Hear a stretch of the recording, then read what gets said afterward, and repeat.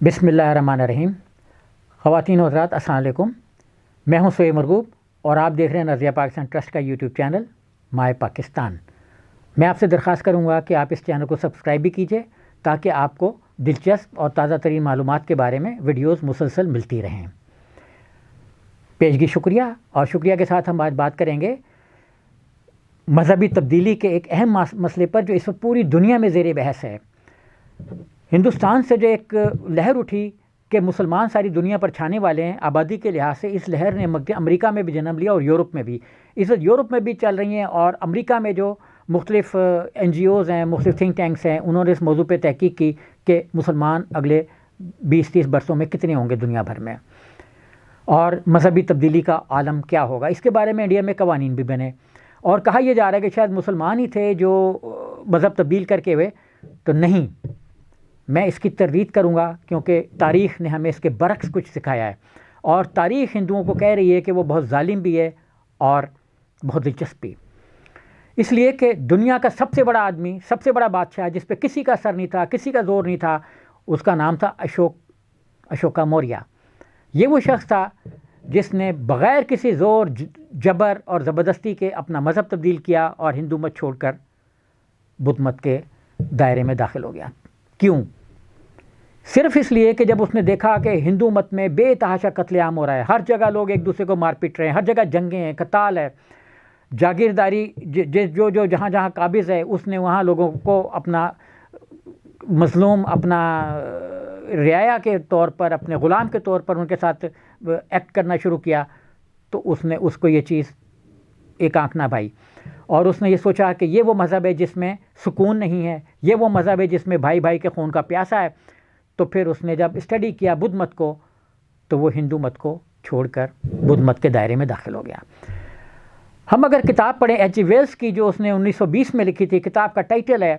Out line of the history, 1920 میں منظر عام پر آئی، اور اس کتاب میں اس نے یہ لکھا ہے کہ دنیا میں درجنوں لوگ بھی آئے، درجنوں بادشاہ بھی آئے، درجنوں شخصیات بھی آئیں،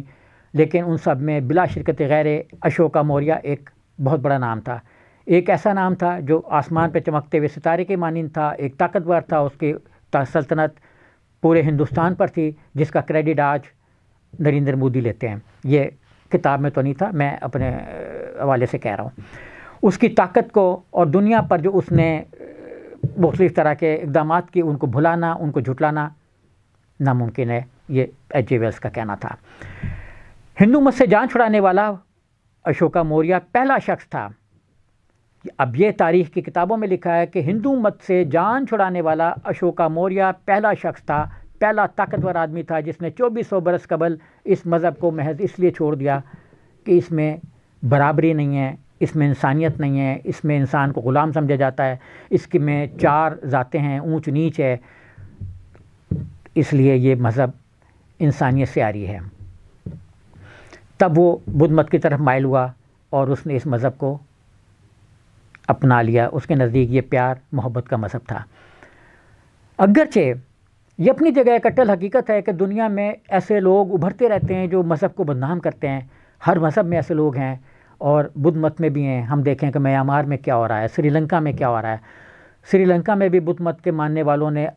جو ان کے مذہب کے، ان کے دائرے سے خارج تھے، باہر تھے، ان پر کیا ظلم نہیں ڈھائے۔ روہنگیا مسلمانوں پر میانمار میں کیا نہیں ہو رہا، اور یہ سب کچھ اس ایک شخص کی اپیلوں پہ، درخواستوں پہ اور اس کی باتوں پہ ہو رہا ہے جو بدھ مت کا وہاں پہ سب سے بڑا پیروکار ہے، اور اس وقت وہ وہاں کی جو اسٹیبلشمنٹ ہے اس میں ایک طاقتور ترین شخص کے طور پر ابھرا ہے، اس کے پاس اختیارات بھی ہیں اور کابینہ اس کے مشورے پر عمل کرتی ہے۔ تو بھائیوں،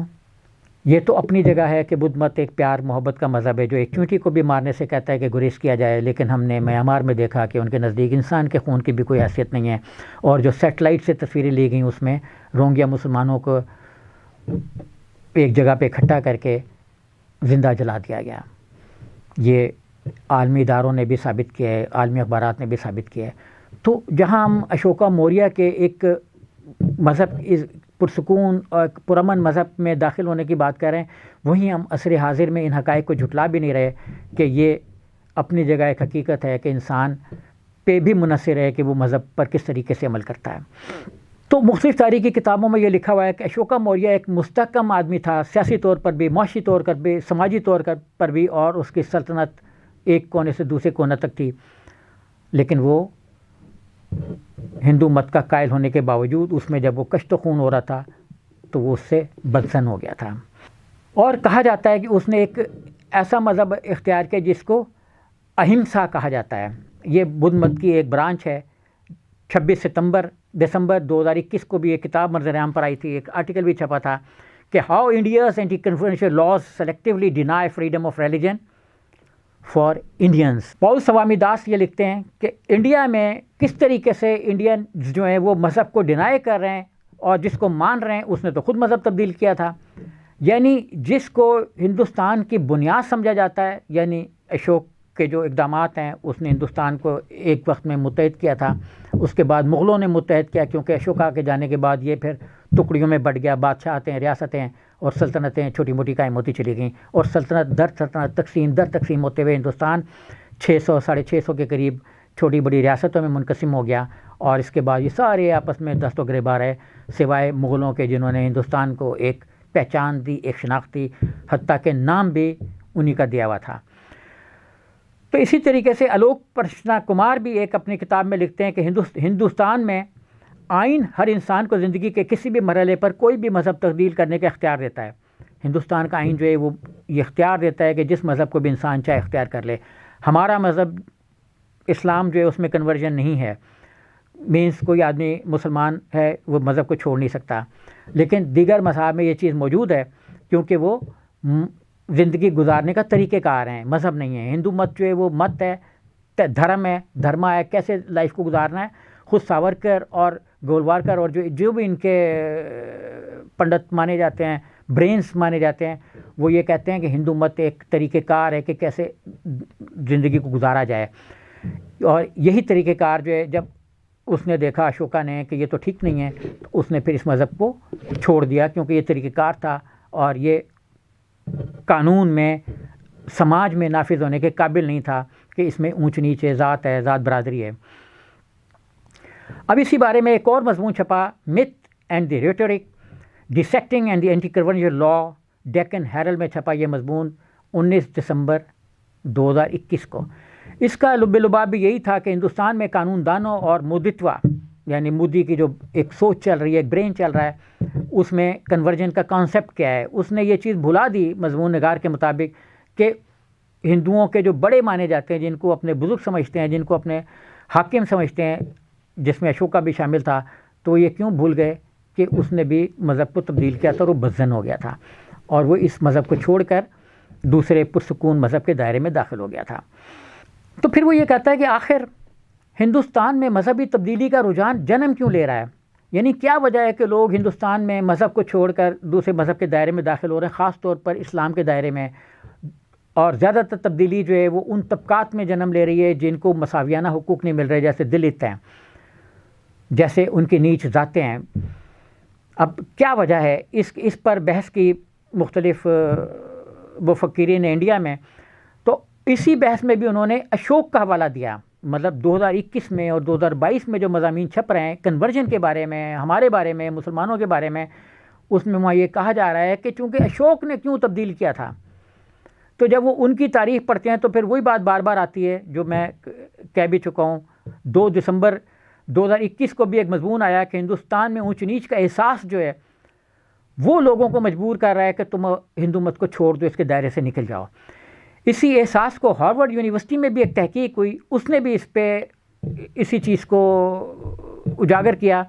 کہ ہندوستان جو ہے وہ ایک ایسا ملک ہے جہاں پہ اونچ نیچ ہے، اور Harvard ends cost biased protections for graduate students workers, یعنی ہارورڈ نے جب دیکھا کہ ان کے اسٹوڈنٹس میں بھی یہ چیزیں جنم لے رہی ہیں تو اس کو کیسے روکا جائے۔ امریکہ اس پہ بڑا کام کر رہا ہے کہ جو کاسٹ سسٹم ہے اس کو کیسے ختم کیا جائے۔ پچھلے دنوں بھی مختلف ریاستوں میں لاز بھی اس بارے میں بدل بھی رہے ہیں اور بدلنے کی کوشش بھی ہو رہی ہیں کہ جن جن مذاہب میں کاسٹ بیسڈ چیزیں پائی جاتی ہیں، آرام سے پائی جاتی ہیں، ان کو ختم کیا جائے۔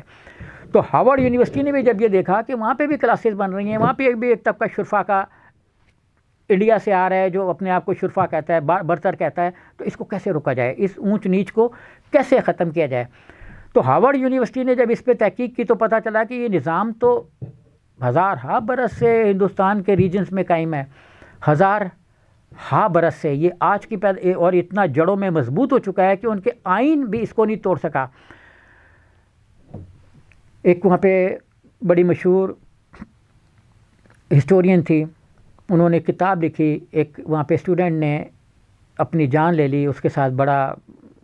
ظلم ہوا۔ ایک نام میں اس لیے نہیں لے رہا کہ بہت سے اسٹوڈنٹس پائے جاتے ہیں،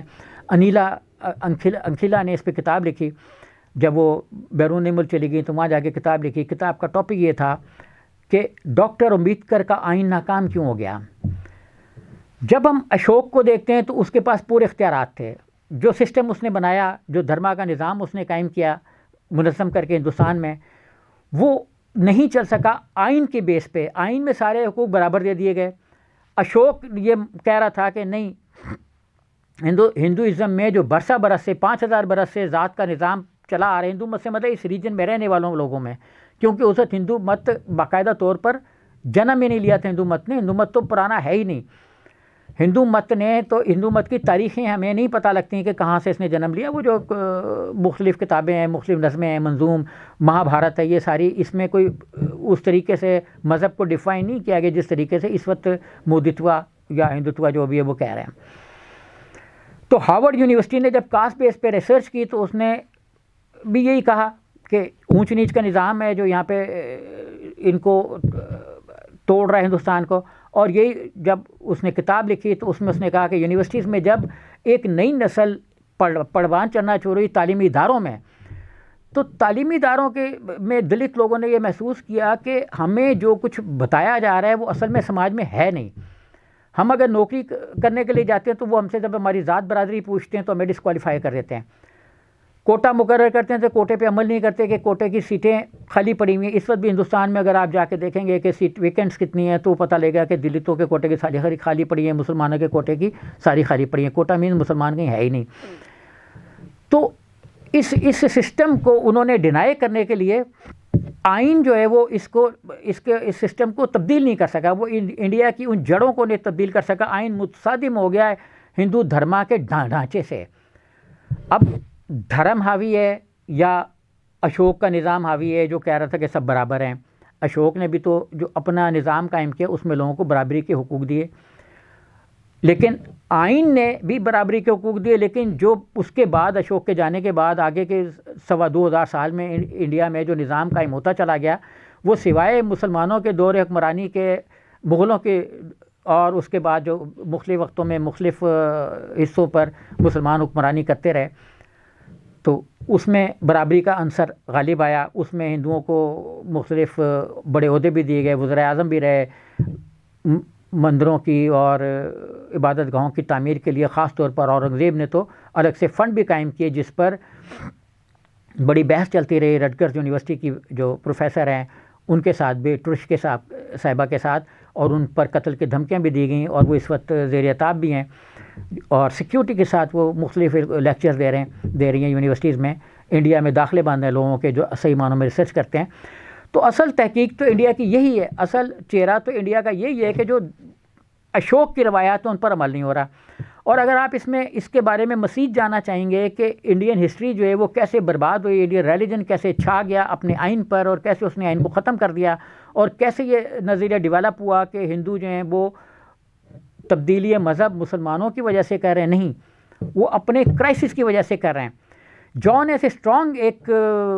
صاحب ہیں، انہوں نے بھی ہسٹری لکھی، امیجز آف اشوکا، بہت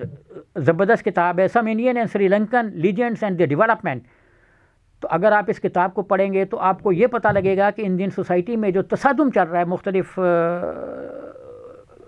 طبقوں میں، وہ تصادم ہے جو مذہب کی بنیادوں کو ہلا رہا ہے، ان کی جڑوں کو کھوکھلا کر رہا ہے۔ تو آپ یہ کتابیں ضرور پڑھیے، اس سے آپ کو یہ پتہ چلے گا کہ کنورژن کیوں ہوتی ہے۔ کنورژن کے پس منظر میں معاشی ناانصافی، سماجی ناہمواری، اور جو ایک ایلیٹ کا سسٹم ہے، یعنی اس میں عدم شمولیت۔ راجیہ سبھا میں کتنے دلت ہیں، لوک سبھا میں کتنے دلت ہیں، کتنے مسلمان ہیں۔ جب یہ سسٹم وہاں پہ خود آئین کی نفی کر رہا ہوتا ہے، ان کا اپنا نظام سیاسی ڈھانچہ نفی کر رہا ہوتا ہے، تو لوگ اس مذہب سے دھرما سے بدزن ہو جاتے ہیں. یہ ہے اصل وجہ جس کی وجہ سے لوگ ہندو مت کو چھوڑ رہے ہیں، جس کو وہ کہتے ہیں کہ یہ لفظ جہاد ہو گیا. کیونکہ انڈیا کو تو ہر جگہ جہاد ہی نظر آتا ہے نا. تو اور جہاد کے اصل جو بانی اس خطے میں وہ ہیں جنہوں نے جنگ افغانستان میں شمولیت اختیار کی، پاکستان کو بھی شریک کیا، پاکستان کو فرنٹ لائن اسٹیٹ بنایا. تو اصل تو جہاد ہوا رشین سوشل امپیریلزم کے خلاف، جس نے یورپ کو بھی بچایا. اگر ہم تھوڑا سا موضوع سے ہٹ گئے، اگر ہم اس طرف نہ دیکھیں رشیا کی افغانستان کی طرف، تو رشین سوشل امپیریلزم جو ہے وہ گرم پانیوں تک یعنی ہاٹ واٹرز تک یعنی تیل کے چشموں تک پہنچ جاتا. تو مسلمانوں نے اس خطے کو جہاں سوشل امپیریلزم سے بچایا، وہیں مسلمانوں نے ہندوستان میں ان کے آئین کے نفاذ میں مدد کی. کیونکہ اسلام ہی وہ مذہب ہے جو ہندوستان کے آئین میں برابری کے حق دیتا ہے. جیسے سبرامین سوامی نے کہا ہے کہ ہندوستان کے آئین میں سب برابر ہیں لیکن ہندو پہلے نمبر پر ہیں. تو یہ ہے وہ وجہ جو انڈیا میں کنورجن کی بنیاد بن رہی ہے. ایسے ہی کسی موضوع کے ساتھ ہم دوبارہ حاضر ہوں گے. سہیب مروب کو اجازت دیجیے اور دیکھتے رہیے نظریہ پاکستان ٹرسٹ کا یوٹیوب چینل مائی پاکستان. کیونکہ جو باتیں ہم آپ کو بتائیں گے وہ شاید آپ کہیں اور پڑھنے کا آپ کو موقع نہ مل سکے. خدا حافظ.